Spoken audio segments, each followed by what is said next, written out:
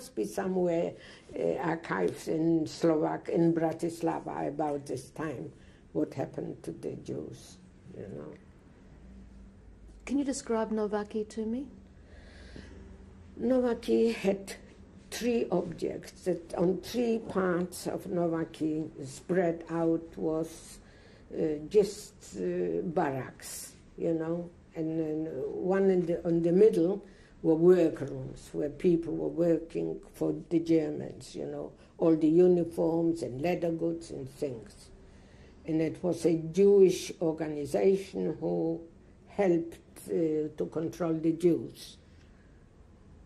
So when I arrived, we were just standing in a row, and where do you want to go?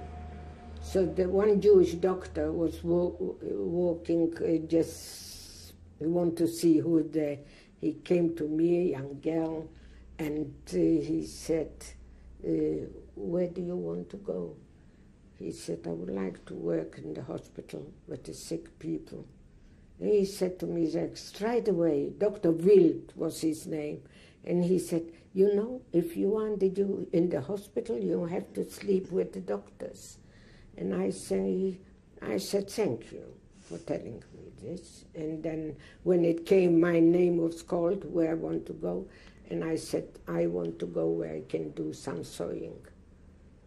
And he said behind me, why did you say that?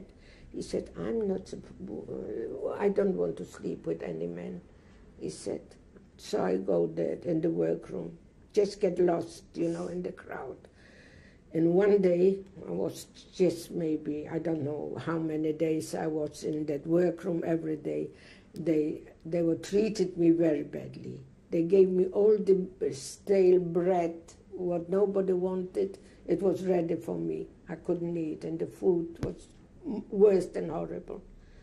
And I just was nobody again. No, I didn't know anybody in the camp. Why did they treat you badly? Because they, unfortunately, the Jews, they click like this. They had, you know, he knows whom and whom. I didn't know anybody. So they did this for me. One day in the workroom, a lady, a very nice person next to me, broke a needle in her finger. And she started to fight, and I said straight away, stop the motors. You know, gave an order. So the motor did stop running.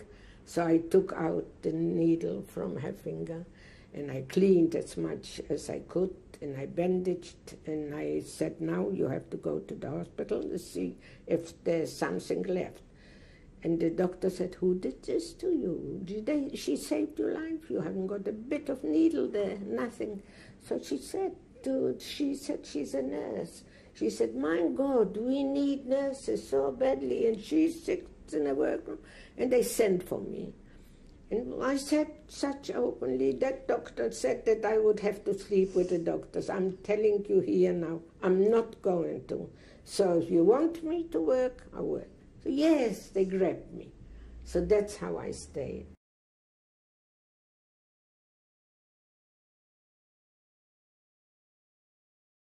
There was also a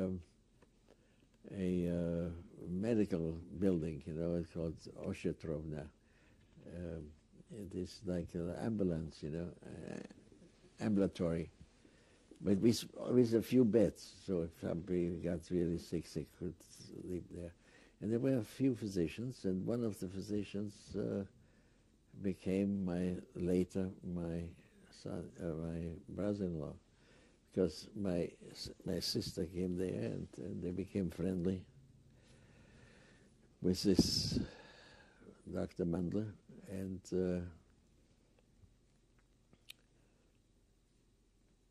that developed only after the war. They got married. But so the physicians were interned just as you were? Yeah. Were they all Jewish? All Jewish.